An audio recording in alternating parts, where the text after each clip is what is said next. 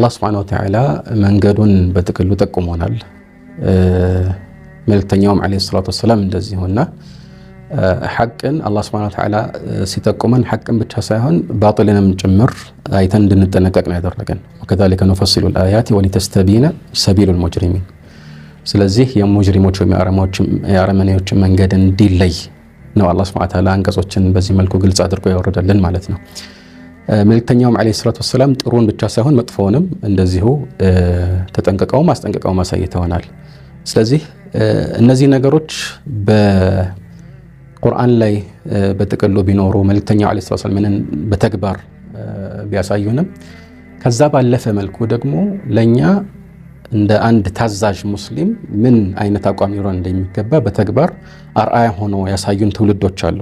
እነዚህ ትውልዶች ደግሞ አላህ ያወደሳቸው ትውልዶች ናቸው።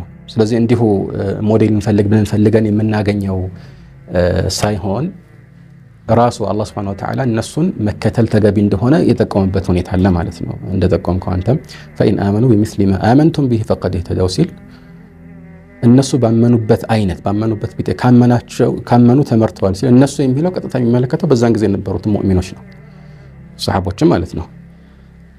እንደዚሁም ወመን ዩሻቂቅ ረሱለ ሚን ባዕድ ማ ተበየነ ለሁል ሁዳ ወየተቢዕ ገይረ ሰቢሊል ሙእሚኒን ንወሊሂ ማ ተወላ ሲል ሙእሚኖች የተባሉት እዚህ ላይ በዛን ጊዜ የነበሩት ሞዴሎች ናቸው ሙእሚኖች የተባሉት እና ከነሱ መንገድ ውጪ የሚወጣ መልእክተኛውን የሚጻረር ያው የጥፋት መንገድ ላይ እንዳለ የሚገልጽ ነው ማለት ነው።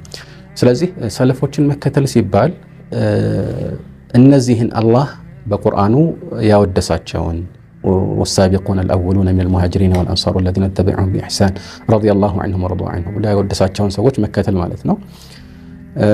እንደዚሁም መልእክተኛውም ዓለይሂ ሰላቱ ወሰላም خير الناس قرني ثم الذين يلونهم ብለው የተቆሟቸውን ትውልዶች መከተል ነው። ከሰዎች ወይም በአጠቃላይ ካሉ ትውልዶች ሁሉ የተሻሉት የኔ ትውልዶች ናቸው ብለዋል እና መወደሳቸው ራሱን የቻለ ሞዴል የሚያደርጋቸው ወይም አርአያ የሚያደርጋቸው ትውልዶች ናቸው እና ለየት የሚያደርጋቸው ምንድነው? እንደኛው ታዛዥ ሆነው ተግባር የሚፈጽሙ ስለሆኑ ምናልባት ቁርአንና ሐዲስን በትክክል የተገነዘበው ማን ይሆን? ሁሉም ቅድም እንዳልከው ሱናን መከተል ፈልጋለሁ ይላል።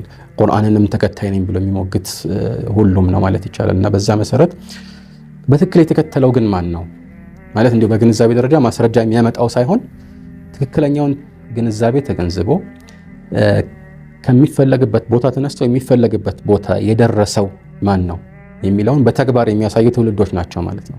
እነዚህ ምርጥ ትውልዶች ደግሞ የሚፈለገው ቦታ ደርሰዋል። አላህ ሱብሓነሁ ወተዓላ ረዲየላሁ ዐንሁም ወረዱ ዐንሁ ይላል።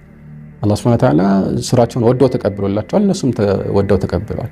ሪዳ ደግሞ አላህ ለሁሉም የሚሰጠው ሽልማት አይደለም። በቃ ሁለተኛ የማይቆጣባቸው ሲሆን ነው ይህንን ሽልማት የሚሰጣቸውና በዚህ መሰረት እንደዚህ አይነት ስኬት ላይ የደረሱ ሰዎች ካሉ በእርግጥም እነዚህን መከተል ማስተማመኛ ይሆናል ማለት ነው። ተግባራዊ የሆነ ማስተማመኛ ይሆናል።